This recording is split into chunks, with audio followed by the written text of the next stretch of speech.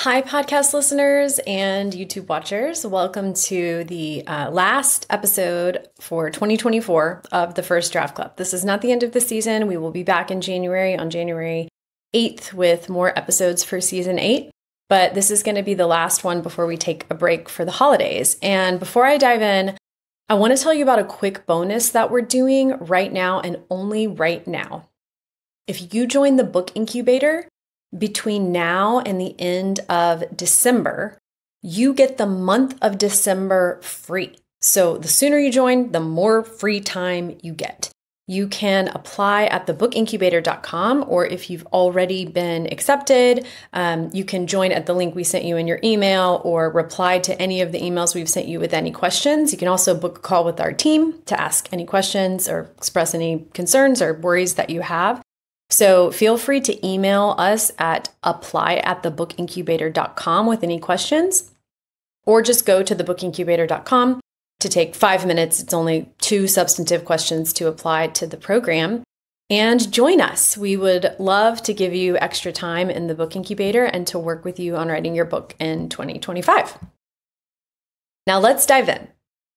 Today we are going to be talking about actual numbers behind traditional publishing and self-publishing.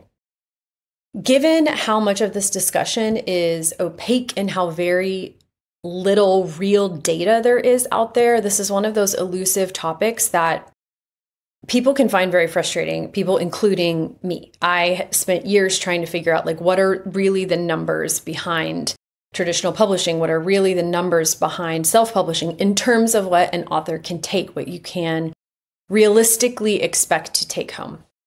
And so I want to share with you in this episode the real data that is up to date and available and walk through the math with you. This is going to be mathy. I know writers don't love math, but it's worth it. So stick with me because I want you to be able to understand these different publishing paths, and what there is potentially to be gained and lost in each of them. Specifically, I'm going to share average advance size for traditionally published books from data that I collected in 2022. I'm going to share sales figures that came out of the Penguin Random House antitrust trial a couple of years ago. I'm going to share survey data about what self-published authors say they earn. And then I'm going to share a method for estimating any author's sales, potential book sales, by looking at their Amazon reviews. It's a very loose kind of back of the napkin math method, but it is a method. And we'll talk about how the business model is different for big traditional publishers versus a self-publishing author, and how you would want to factor this into your choice if you're considering the different publishing paths. Okay, so let's go. First, we want to get clear on definitions. Traditional publishing means someone else is paying you for the right to publish your book. Okay? They're basically licensing the rights, the exclusive right to publish your book for a certain amount of time in a certain geographic location. It may be worldwide. It may be only in North America. They may pay you in advance. If it's a small publisher, they may not pay you advance. The contract may include your book in any format, audio rights, digital rights, an ebook, hard copy, or it may include only certain formats. There are all kinds of contracts out there. But when I say traditional publishing, I mean someone who is not you, right? Another party is paying you, will be paying you for the right to publish your book. Now, in traditional publishing, typically, at least with the bigger publishers, you are also going to be employing a literary agent. Like a lot of the biggest publishers, the big 5, they call them, the larger publishing houses, only accept submissions. They only accept manuscripts from literary agents, which means in order to even get those deals, you have to have a literary agent. Literary agent, the standard cost of one is 15% commission of what you are making. Okay, so that is a number that we will be factoring into the math for traditional publishing. Self-publishing is maybe obvious. It means handling everything yourself, okay? You are your own publisher. You are covering your costs. You are covering marketing costs, distribution costs, production costs. But you are going to tend to keep a much bigger percentage of each book sale that you make because you're the only one making the revenue. There is also kind of a third route called hybrid publishing, which I will talk a little bit more about in a future episode, but I'm not going to get into hybrid publishing here because then it does get really messy. Like there are as many versions of hybrid publishing as there are people. So for the sake of clarity, as we get into math, I want you to visualize two columns, okay? Traditional publishing on your left and self-publishing on your right. We're going to look at the numbers for traditional publishing first. Based on all of the data available to me, and by the way, I have a free training and a blog post that break down advanced structures in detail based on all the data available. You can find links to those in the show notes. They go into a lot more depth about advanced sizes. But based on that data, I have found that advanced size for debut authors in the US typically range between $50,000 and $70,000. Okay, this is self-reported by about 1,400, a little over 1,400 authors in it was either 2020 or 2021.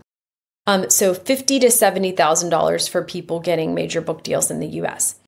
After the 15% commission, that becomes $59,500. All right. Now, a fascinating data point that came out during the Penguin Random House antitrust trial a couple of years ago is that fewer than 1% of the 3.2 million titles tracked by BookScan, which is like the go-to, it's the go-to source of book sale numbers, even for people in the industry. Fewer than 1% of those 3 million-ish titles sold more than 5,000 copies. Fewer than 1% sold more than 5,000 copies. What does this mean for you as an author?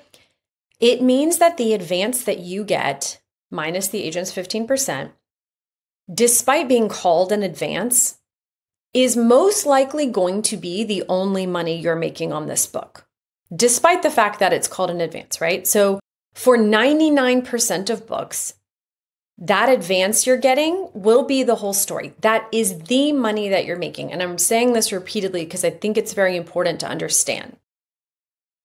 Only authors who would get a very small advance are going to earn out that advance by selling fewer than 5,000 copies.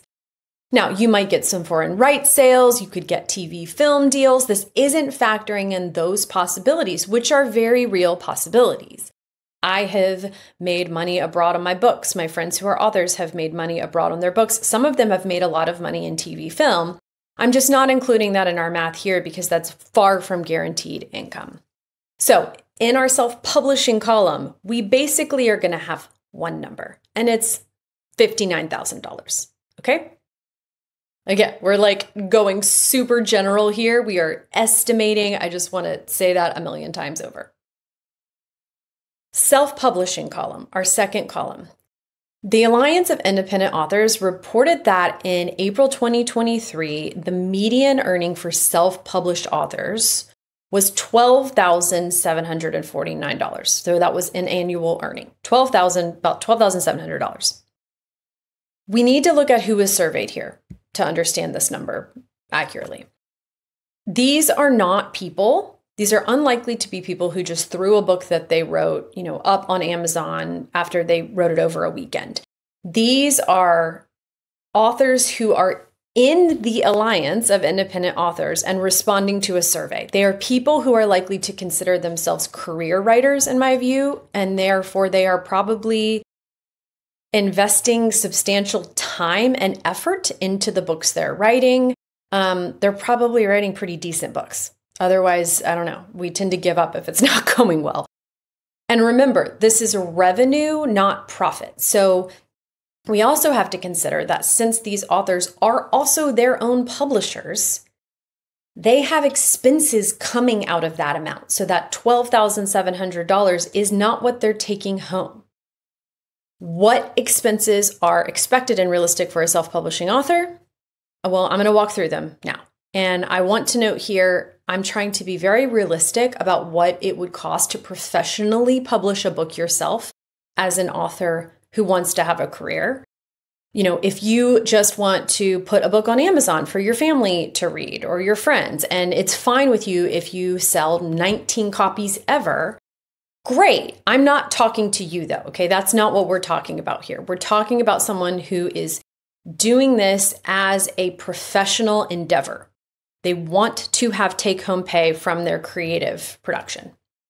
So based on my research, and just reasonable expectation around, having run a business myself, here's what we can realistically expect to be coming out of that median $12,749 revenue for a self-publishing author. We are subtracting these from the $12,000 in our self-publishing column, okay? These are being subtracted.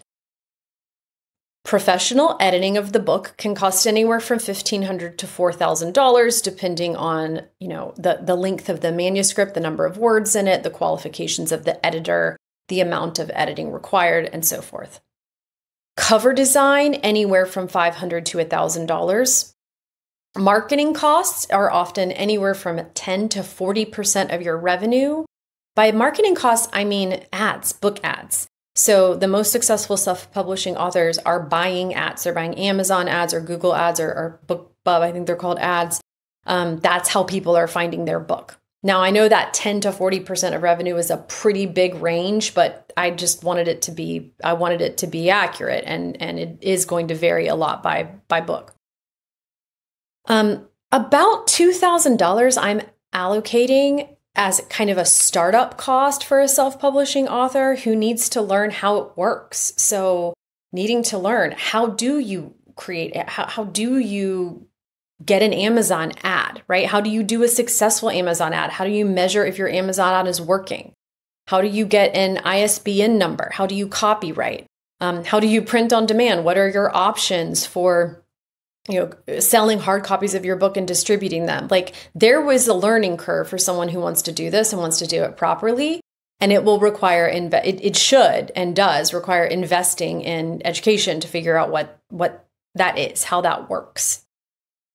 Realistically, until you really know how book advertising works, you're probably going to spend a few $1,000s in trial and error figuring out what works and what doesn't. And then, you're going to spend a few $100s a year on your website and email list management, because any self-publishing author who is virtually their own business is going to want to be growing an email list, and you can't just do that with a Google account. So if we factor all of these costs in, so that $12,700 in revenue might only leave you with $5,000 to $6,000 profit at the end of the day, which a 50% profitability, like a 50% margin, is like pretty good. That's like actually quite good. But particularly for your first book, it's probably going to be less because of the startup costs that I mentioned. All right, we have our two columns, and in one we have $59,000, right? And in the other we have $6,000, maybe less if it's the first time you've ever done any of this and have to invest in learning how to do it and experimentation. It looks right now like traditional publishing is winning, and I think in many cases it will win. But we need to unpack this a little further, because there are situations in which self-publishing can win out. Something crucial to understand about how book sales work over time is that with traditional publishing, you typically see your strongest sales in the first few months after release. Your publisher's marketing push is focused on your launch window, okay? After that, sales usually drop pretty dramatically unless something unusual happens, like your book is made into a miniseries on Netflix or Apple TV, or it goes viral on TikTok. Self-published books can follow a different pattern. They might start more slowly but build steadily over time with continued marketing effort that pays off and then pays off more, and you're snowballing and you're building an audience. The most successful self-published authors aren't just thinking about one book, they're building a catalog and they're building an audience. They're also publishing pretty consistently. It's typical for a successful self-publishing author to be putting out at least a book a year, okay? Back of the envelope math. then can show us that it would take, based on our numbers here, 59,000 roughly in the traditionally published column, 6,000 in the self-published column, that based on those, it would take about 10 years for the self-publishing author to make what the traditionally published author has made on the first book. This is also not counting the fact that the traditional published author could invest that $59,000 and watch it grow over 10 years, right? If the stock market remains the way it has been, anywhere from, 7 to 10%. So looking at it this way, self-publishing does not appear to be the best financial choice for someone planning to publish just one book.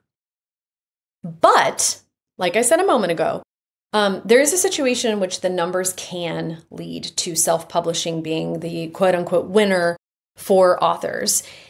And that is if someone wants to build a long-term business and audience. So let me show you what I mean.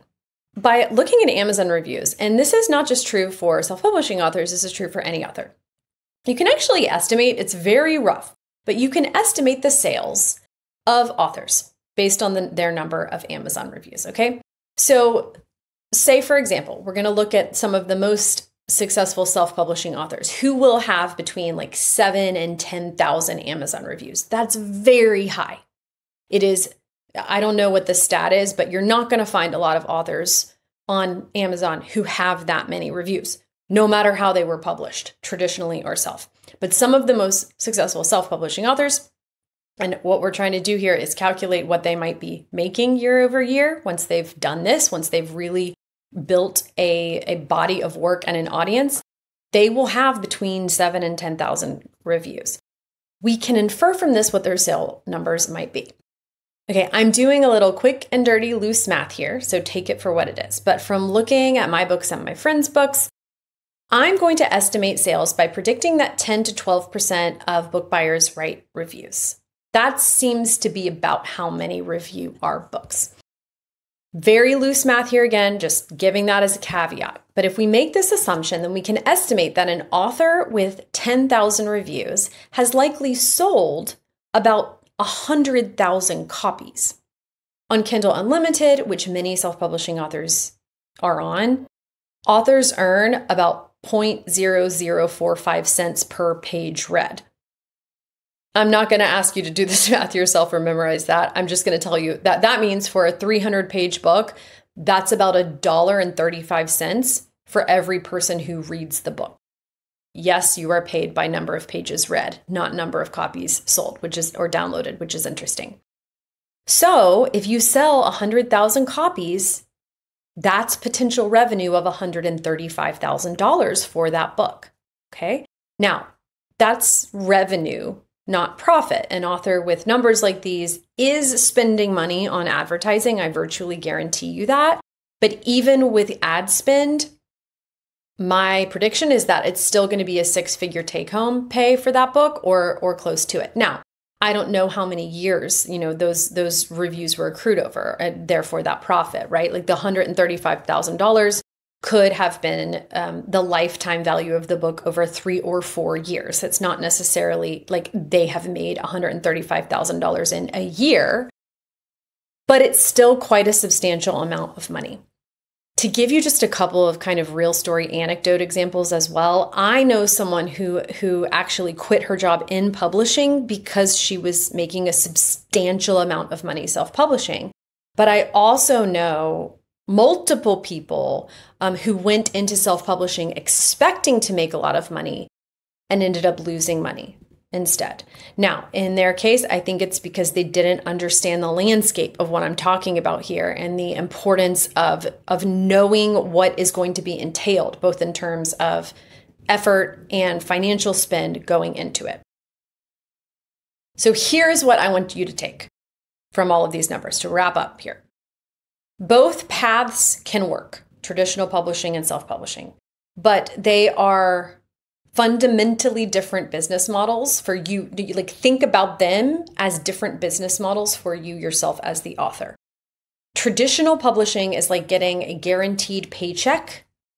You know exactly what you're getting, and while you might not make more, you're not going to make less either, as long as you turn in the book and don't break your contract. Self-publishing, is more like starting a business, because that really is what it is. It's starting a business.